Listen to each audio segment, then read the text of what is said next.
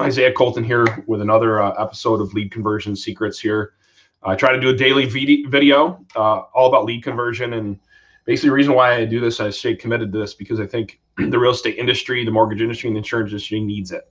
I go to a lot of different conventions, sit in a lot of mastermind groups, and there's some awesome conversations going on around video marketing and digital marketing and all of that. And it's amazing how many experts are out there trying to say that prospecting is dead. Now, I believe it's furthest from the truth. You know, digital marketing is great, but if you want to fix your lead conversion, you have to find a way to take it from when the lead comes in and move it further down your pipeline so you can get booked appointments and close deals. Now, first of all, I want to define what I mean by prospecting, because it's not just the phone. You can prospect by video. You can prospect through text. You can prospect through email. But today's session is how to overcome your fear of prospecting. Because number one, we have to realize how important it is, because it is the linchpin to whether most organizations succeed or not. And once we get past that, once we realize that, then it's about basically figuring out how to be more consistent with it. And it's hard to be consistent if we have this fear of it. And what I found is with I have the privilege of coaching top teams doing 100 transactions or more all across the country. And what I found is that even rainmakers, their agents have fear of prospecting, and it's not just the phone. There's a fear of figuring out how to prospect through text. There's a fear of figuring out how to prospect through video. And there's different fears that are associated with each type of prospecting. And they're all extremely valuable.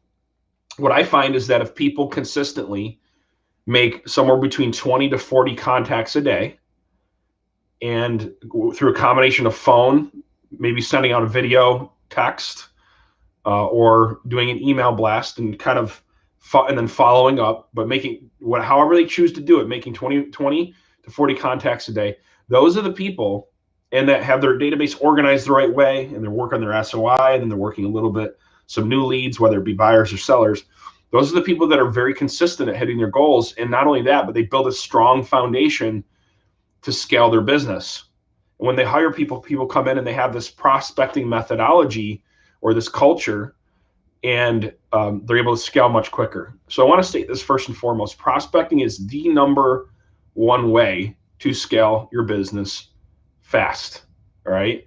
And when I mean scale, I don't mean hiring yet, but growing your business to getting the transactions that you want. So you can scale, I should say. Now, with that, I see experts all the time who are basically just saying, if you sign up with my program, then you'll never have to prospect ever again. And it's so horrible, because the number one reason why people are not hitting their goals is because their pipeline isn't full enough. But yet they're sitting here doing social posts thinking that's the answer. And it's not the answer. So what is the answer? Here's the thing. It's not there's no magical system. There's no one company that's going to change everything for you, right? It's actually comes down to how your company runs. It's the people, it's the process, and it's the tools. And there's nothing, if I'm just going to be real, there's nothing that is going to ever free, an entrepreneur up from it, from the importance of having to follow up and prospect and nurture your clients. Technology will help you get there, which I'm gonna go over. But these people bragging about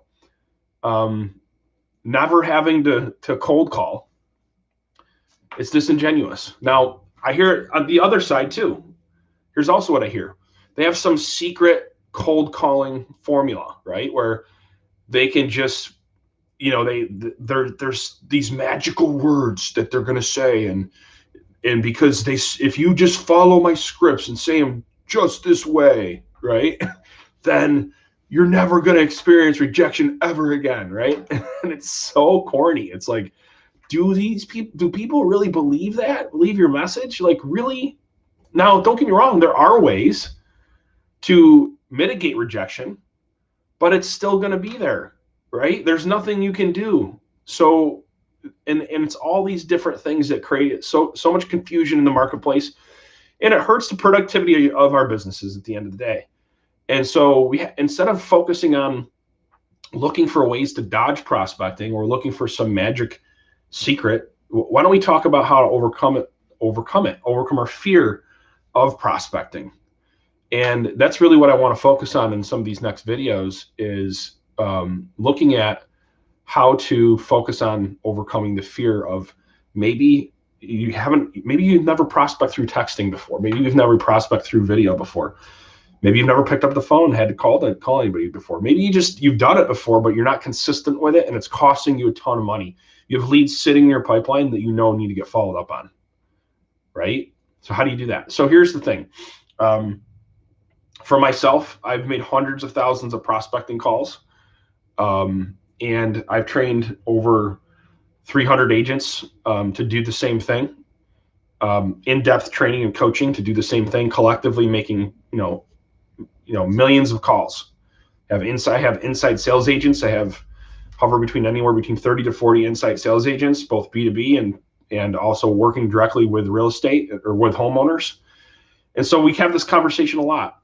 The first thing is not to think about it too much. This is going to sound really simple, but the first thing is that is what I call the paralysis of analysis. So when you're getting ready to go and you start overthinking the call too much or overthinking the lead too much, it's going to shut you down. So the first thing is you just have to, when it's time to do it, you just can't think about it too much, and you just have to take massive action and let your action help you build momentum to overcoming the fear.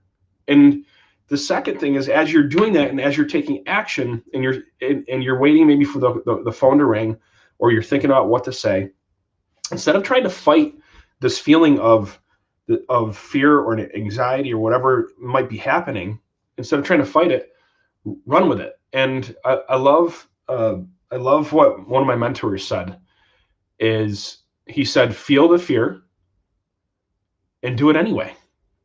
In other words, embrace it. Kind of like, it's a little bit corny, but I've heard Tony Robbins say, instead of trying to push through the fear or run away from it, dance with it. And even though it was a little bit corny for me, it helped. It put this image in my mind that if I just feel the fear and do it anyway, then eventually it becomes easier, and I start building this muscle.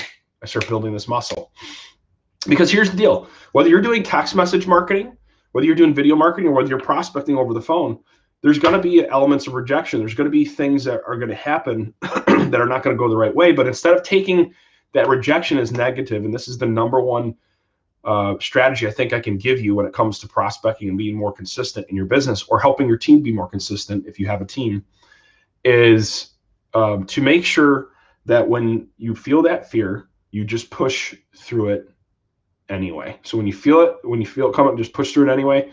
And just realize that when you get feedback, don't take rejection, and I'm going to end here, don't take rejection as a bad thing, or if somebody says, take me off your list, or don't contact me again, or maybe you get somebody who wants to opt out of your text, or whatever it is, take it as feedback, right?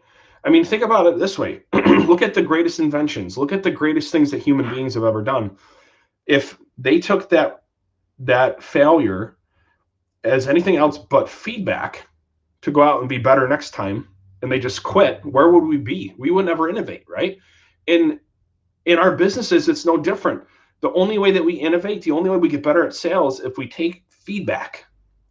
So with that, Isaiah Colton here with Lead Conversion Secrets. This is your daily dose. And I want to leave that with you to say, take rejection, if you get it, or any negativity, as feedback, and focus on the positive. And if you just be more consistent with your prospecting, your business will grow fast. You'll be able to bring in your income. You'll get more done in less time, right? And you'll be in control and be able to predict your income. With that, I hope you guys have an awesome rest of your day.